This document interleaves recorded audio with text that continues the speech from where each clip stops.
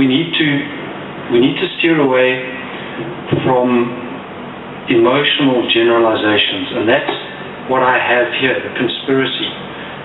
And I'm going to illustrate it by just examining one comment made by the lady, I can't remember your name, from the gender equality group, and she made a statement,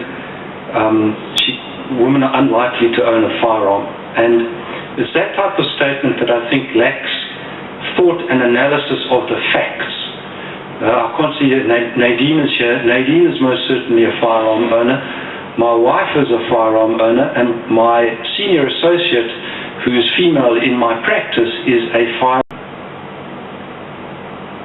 Off the top of my head, who I can think who are female firearm owners. So there are a lot of female firearm, sorry, I forgot Audrey from the Professional Hunters Association.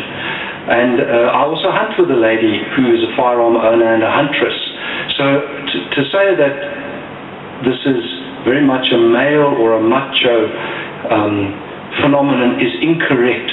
And that also shows why we need to get basic raw data and to analyze it and then to decide what we're going to do with it. But that type of general statement, unfortunately, sets the scene for these type of debates, and it takes the focus off the real situation, and we must do all that we can to avoid that. The amnesty, I've got two comments about the amnesty, and I'm going to take issue with Adele about her stats. I'm not disputing the numbers because I think that they are documented fairly well. But what Adele said, and this speaks to the effectiveness of amnesties, and it's something that must be borne in mind when we're going to allocate resources to an amnesty. 53,000 firearms were illegal. What that really means is that those 53,000 firearms were in the wrong hands, but they were documented. And there's a critical difference, and it speaks to what Paul was trying to say about how do you define an illegal firearm. What happened there was that those firearms were firearms which were documented. In other words, they had been licensed or they were still licensed, but the person who had the firearm was not the license holder. And the most common or typical example would be someone who's inherited firearms. Firearm was not the license holder, and the most common or typical example would be someone who's inherited firearms. So those were not criminals' firearms, and this is my point, because the other 40-odd thousand that were handed in that made up the 100,000 were people that had unwanted firearms. So by far, in fact, virtually all of those firearms were not firearms used by criminals. They were unwanted firearms, and that speaks to the effectiveness of an amnesty. The last amnesty in 2005, the minister promulgated a number of conditions, and we took issue with those conditions because we felt that they acted as a disincentive.